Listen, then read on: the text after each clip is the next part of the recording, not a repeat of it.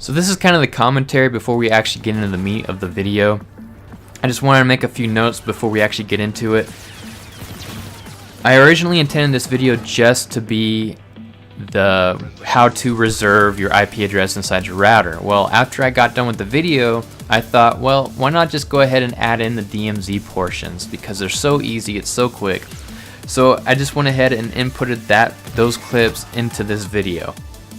Now this is just going to show you how to reserve your IP address and then inputting into a DMZ. It will not show you how to do a static IP address. I will do that in a separate video in the future. Now keep in mind, this video is long, but doing this is only about a 2-minute to 3-minute process. It should not take you very long at all to do any of this, especially if you know your router settings. I tried to make this video as simplistic as possible so that anyone can go ahead and go into the router settings and do this. There is a few warnings I want to put out there before you actually look into doing this. You can either do DMZ or port forwarding. DMZ is you put yourself more at risk, while port forwarding you don't put yourself at risk as much. If you put any console inside the DMZ, then you put your console outside your router's firewall, meaning your console is now exposed to all of the internet. To alleviate any kind of issues, one, I don't recommend ever surfing the web through your console. Two, delete any kind of bank account information that you have saved on your console. What I do is I would just go ahead and whenever I buy something on there, delete my account information afterwards. That way you're good to go. That's pretty much all the risks there are. DMZ is better than port forwarding, because port forwarding there can be errors and it might not always open up all the ports because the router's not very good. And DMZ may also have issues, so sometimes it's good to do both or try one and then try the other. But DMZ for me has always worked the best. I highly recommend using DMZ if you do not surf the web and you do not save your bank account information on your console. DMZ is still the best. If you have any other issues and it says Open NAT type in your router, this might be an equipment issue and not something you did with the DMZ or port forwarding. I'd like to go ahead and make another quick note. You can only put one console in the DMZ at a time on one single network. Say for instance, my brother's playing the Xbox One and he port forwarded, and I'm playing the PS4 and I DMZ'd, and we're playing at the same exact time. Both of us will still get a moderate to strict NAT type. You can only have one person in the household playing Call of Duty at a time. Call of Duty is just an example. And then if multiple users are trying to play at the same time on different consoles, you will still have a moderate to strict NAT type. In most cases, the only way to alleviate the problem is to buy a separate public IP address from your ISP, which is like another $40 a month on cable, I believe, for some companies. Others it might be more expensive, and some might actually be free. I just know I'd have to pay for a separate one for my console or my internet service. I will leave in the description below a time frame for which you can go ahead and use it as a directory to where in the video you can be at. If you already did the Asus portion of this video, then you can skip ahead to the PlayStation 4 version of this video and you'll be done. So without further ado, I'll let you guys get into the video. Hey, JRT here and welcome back to another video. This video will actually lead into my DMZ and port forwarding video. I just wanted to go into how to actually reserve your IP address for DMZ. The reason why you want to reserve an IP address is because, say for instance you bring your PlayStation 4 over to a friend's house and you hook up your system to their network. Well, if you create a static IP address, which you will do in the DMZ video, and if you travel a lot, when you bring your PlayStation 4 and connect it to another network other than your own, it will reset everything you did to create that static IP address. So, to make sure that is not going to be a problem, you can always reserve your PlayStation 4's IP address inside your router. In order to do so, you have to look up your PlayStation's MAC address. Now, in order to look up your PlayStation 4's MAC address, you have to go scroll over to Settings in your PlayStation 4, scroll down to System, After opening system, you go into system information. Here you will see your name, system software, IP address that your PlayStation 4 is currently at, or nothing if your PlayStation 4 is not actually connected. And then you see two MAC addresses. One is LAN cable and the other one is Wi-Fi. If you primarily use Wi-Fi, you want to reserve that MAC address. So write down the Wi-Fi's MAC address for that. If you primarily use cable or your LAN cable, then you want to use the MAC address LAN cable. Remember, you have to write these down so that you can reserve them into the router. So now that you've written them down, you need to go into your router settings. So I'm going to go ahead and show you guys what to do inside the router settings. I'll show you both Netgear and Asus, since those are the primary third-party routers. Other routers will have different tabs and may state something different in order to reserve an IP address, and you can always do a quick Google search. Mind you, this is a one-take commentary, so I might make some mistakes. I'm not going to edit out anything. So let's go ahead and get into the router settings. Okay, in order to get into your router settings, you're going to have to figure out what your IP address is for your router. There are several different ways of doing this, but I'm just going to show you 1 to 2 ways to do it. Now, I'm on Windows 10. On Windows 10, all you have to do is go down here where it says type here to search. Then you have to type in CMD. That'll actually pop up with command prompt. After you find command prompt, press enter or click on it. Now it's going to come up with a little window where you have to manually type in a few things in order to get what you want. Here, what you have to type in is ipconfig. Then press enter. What this will do, you will show you everything that has to do with your network. You have to scroll up until you find Ethernet adapter Ethernet. Then, in order to find out which IP address your router is, you have to look at the default gateway. The default gateway is your router's IP address, what your computer is currently connected to. Make sure to write down that IP address, because then you're going to have to enter it into your internet browser. So I wanted to go ahead and give you guys a little bit more information on what that command prompt is actually showing you. For instance, the IPv4 address is actually the address or IP address of the computer you're actually researching your command prompt information from. In other words, the IP address in front of me right now is my computer's IP address that's currently connected to my network. The subnet mask values, really what you really need to know about that, if you decide to create a static IP address instead of reserving your PlayStation 4's IP address inside your router, you will have to remember the subnet mask, which is typically, not always, but typically 255.255.255.0.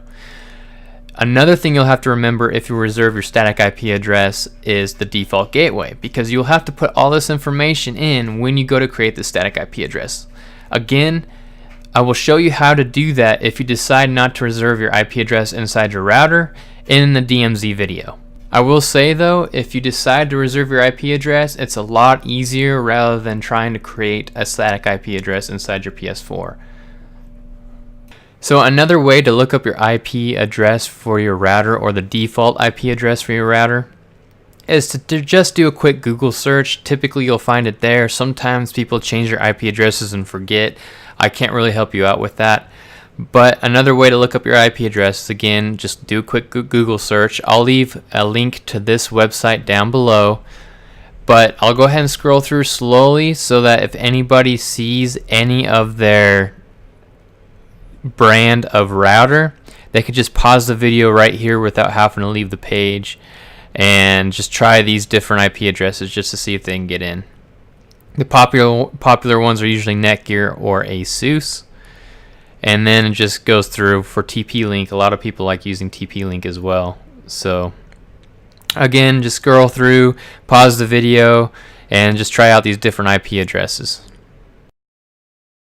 Okay, after you figured out what your router's IP address is, you just go to a browser, a web browser such as Google Chrome, Firefox, or Internet Explorer. Go up to the address bar and type in your IP address. Mine would be something like 192.168.1.1. Press enter. It's going to prompt you for your username and password. If you do not know your default username and password, or you've changed it, you can always reset your router, for instance, completely. It'll just go back to your default settings, and do a quick Google search on how to hard reset your router. I'm not going to get into that, it's just too long. If you're renting from your ISP, then you're going to have to call them and figure out what the username and password is to the router, or you can do a quick Google search for your company's router and model. Say for instance you did buy a third-party router or a router modem combo and you did not change the password and or username. You could just go to this website, which is Port Forward, which I will be talking more about in my port forwarding video. And you can go to this link. I'll leave the link down below. And this will actually have, this is a whole database of all default username and passwords for all routers or router modem combos. Say for instance I have an Asus. You just go to Asus, scroll down, and this is where all the models are. It shows the default username and the default passwords.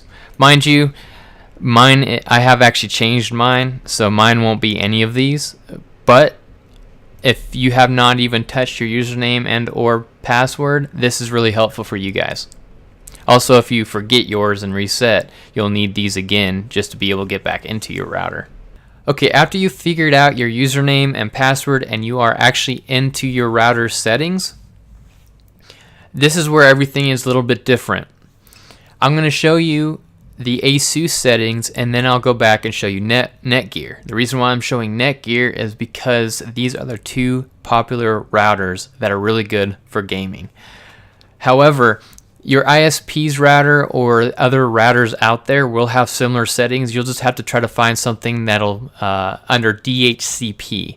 If you find DHCP, that is a program inside the router that will automatically assign an IP address. And somewhere in those settings, it will have you manually assign an IP address to a specific console or electronic device. In the Asus model, you need to go down to the tab LAN. After clicking on LAN, you go up to DHCP server. Here, this is where all the magic happens. This is where all the electronic devices are configured to the router. As you can see here, the IP pool starting address, it starts at 192.168.1.2. The reason why it starts at 0.2 is because the router has already taken 0.1. If, for instance, you do put 0.1 and a console connects, it'll have conflicts with the router because they both share the same IP address. This will create strict NAT types for your console and cause all kinds of other problems regarding your internet service.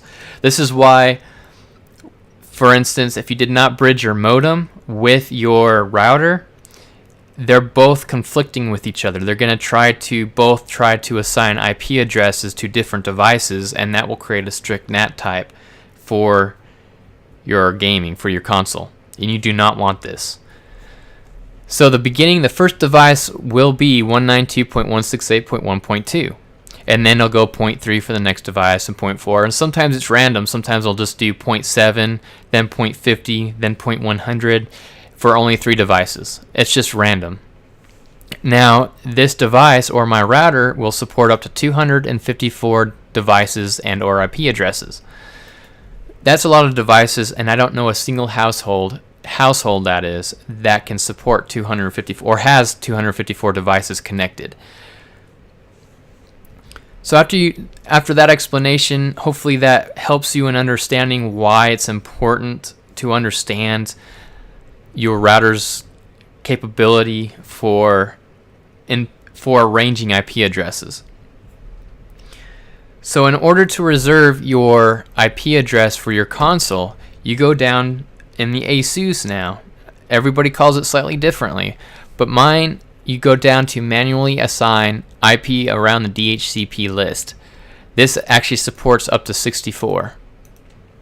Here, at the beginning of the video, I showed you how to acquire your PlayStation 4's MAC address through the system, whether it be a LAN cable, which is wired, or your Wi-Fi.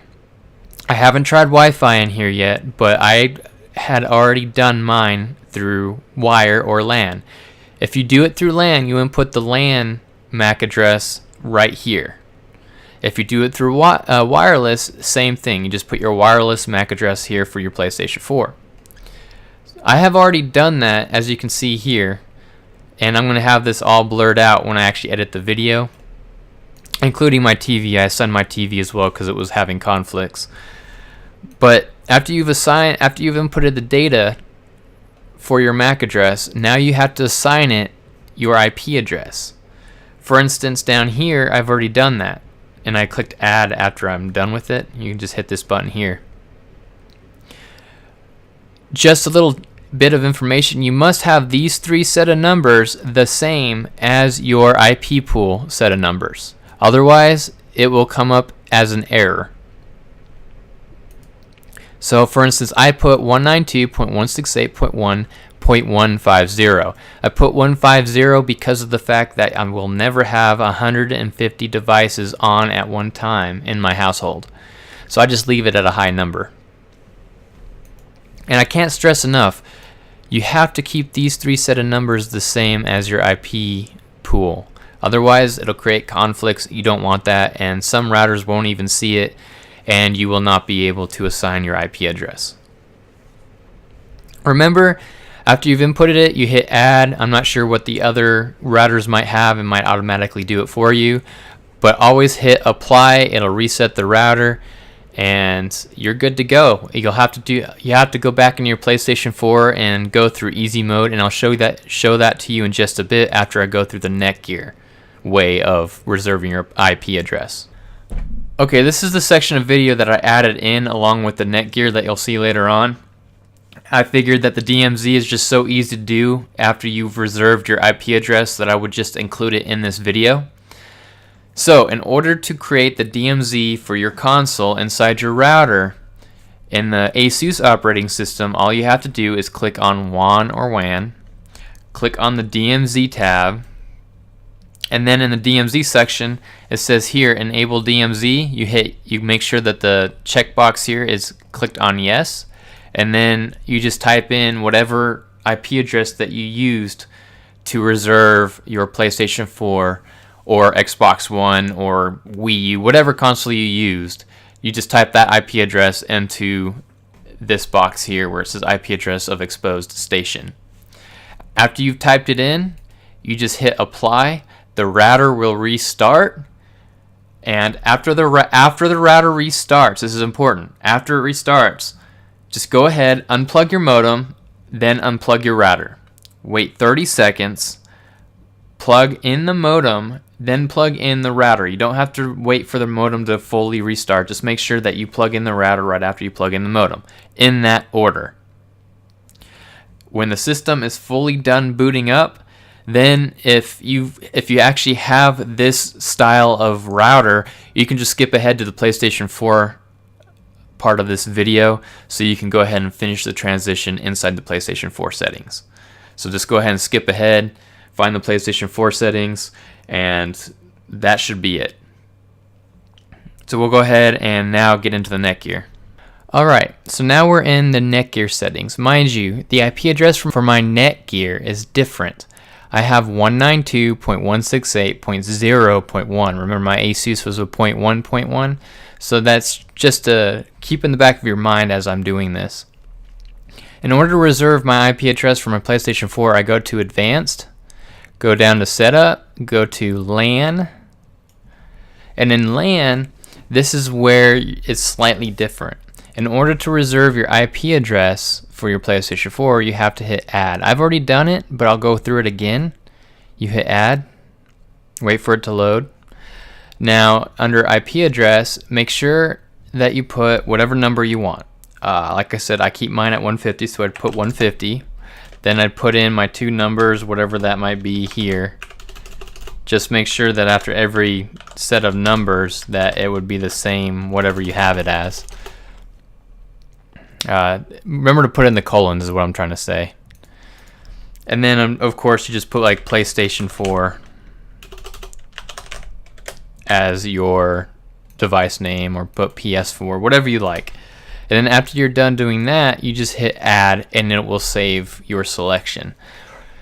Now this is what was different. Remember how I said 192.168.1.150 in the Asus section? Well, this section is 0.150. So you just really just keep these three numbers the same as what's already there, and you just change the last set of numbers. After you've saved it, I'll just hit cancel. It'll appear here under address reservation. Here you can edit it or delete it completely once it's selected. But again, this device has a starting IP address of 2, while the ending IP address is only set to 200, while the Asus was set at 254. I'm not sure if I manually changed that a while back or not, but as of right now, it's set at 200, so it can only connect to 200 devices, which is, again, a lot of devices. So that's pretty much it. Oh, and one other concept that you're going to need to, if you're going to watch my DMZ video, is remember the subnet mask of what your router was set at. Most of them are, like I said previously, are set at 255 for all three sets, and the last one set at 0.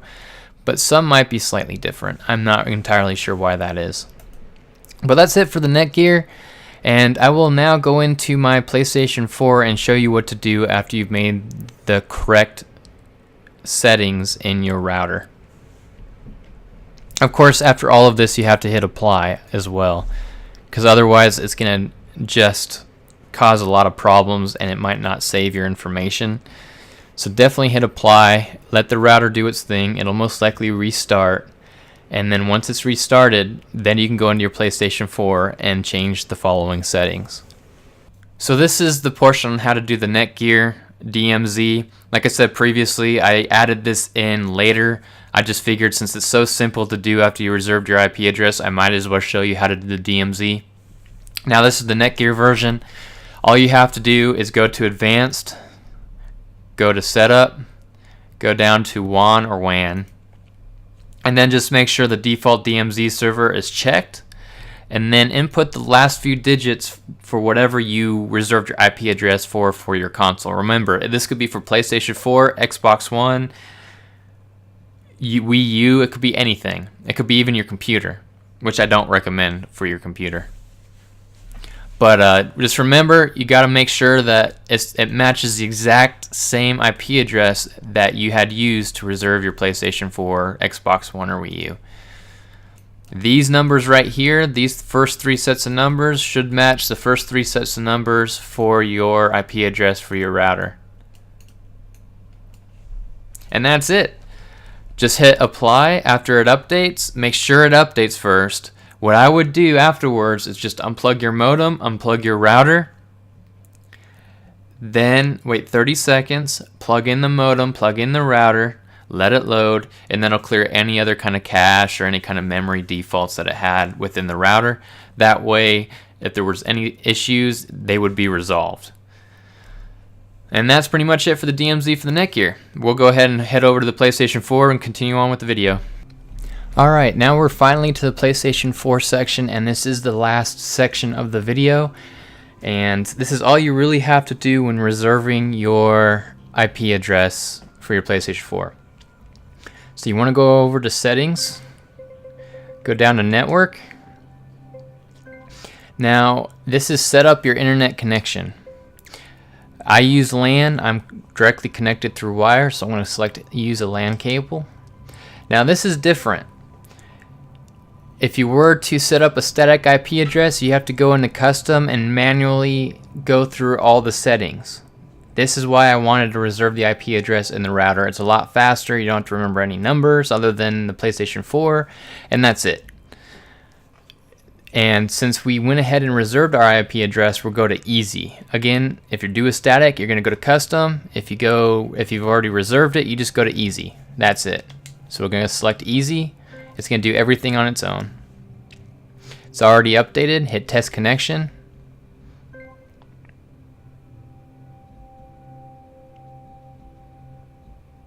And that's it. It's a NAT type 2. If it says NAT type 3, there's an issue somewhere with your, whether it's between your modem or router or your PlayStation 4 and your router. It's really not sure. And if anything failed, it would say PlayStation Network signed in has failed or obtain an IP address has failed, whatever it might be.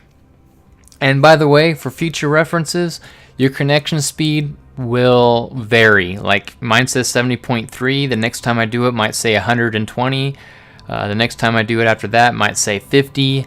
So it's just, I don't trust the PlayStation Network's speed test. Well, anyway, that's it for the video. Hopefully you guys enjoyed it. I'm sorry it took so long. If you have any question, you can leave them down in the comment section below. And if you have any other issues whatsoever, please feel free to, like I said, comment down below and I'll try to get to them as soon as I can. The next video we'll get into is DMZ, and I will show you how to create a static IP address if you could not figure out how to perform or reserve your console's IP address within your router. So this is JRT. Hopefully you guys enjoyed it, and as always, I'll see you guys next time.